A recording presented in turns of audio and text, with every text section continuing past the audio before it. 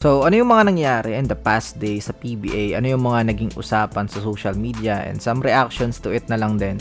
First is yung pag-step down ni Coach Jeffrey Cariaso bilang head coach ng Blackwater Bossing. That's also a good decision kasi mas lalala lang pag tumagal. Tsaka grabe yung mga naging talo nila this conference and yung mga nakaraan pa. Actually, tuwing may laban sila, nakaabang tayo. Lagi tayong may content sa kanila. Kasi for me, excited ako sa roster Pero hindi yun yung nakita kong output. Kahit sa pag-try man lang sana. Iba sa iniisip natin yung ginagawa nila. As in, sobrang layo sa expectations. Sabihin na nating farm team sila. Pero kasi yung roster ngayon is not weak. Ang ganda ng mga players nila from draft picks sa kanyang tenure. Pero bakit ganun, diba? Second is yung man rotation na hindi ko magets. Parang nagiging rain or shine formula kahit hindi naman ganun yung roster nila. Like, napapansin ko every game, paiba-iba ng starters, paiba-iba ng combinations. Tapos parang nagiging unbalance yung mga ginagamit. Nagsimula talaga akong magtaka nung ginamit si Bearfield, pinasok ng second quarter. Kakagaling niya lang nun sa career game kontra sa Magnolia. Like, bakit? Diba? Tapos they drafted Dolph Panopio para ibangko, playing more minutes with RK Ilagan and Jed Mendoza. Samantalang kuha mo na lahat dito kay Dolph. Gets natin si Ilagan na matagal ng player ni Coach Jeff. Pero kasi, andyan na yung pieces. May big three ka na.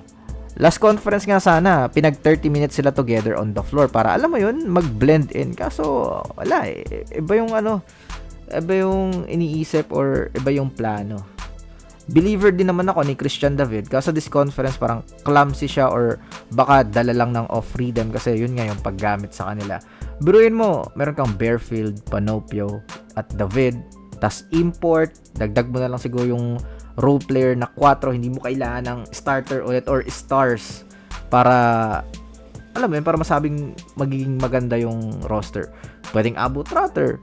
Pero may doubt tayo na after mag-click siguro nitong Big 3 is time to trade na naman sa MVP teams.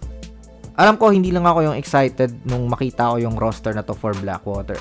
Kahit sa 2K, sila yung palagi kong ginagamit kasi parang blueprint yung roster High IQ point guard, scoring guard, wing na versatile. Grabe, sobrang ganda sa papel. Pero malay natin with Coach Pat Aquino is magbago yung takbo ng conference nila at makakita tayo ng some positives.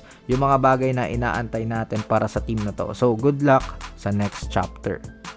Next, react lang tayo sa mga memes about kina Jerome Lastimosa at Alex Stockton.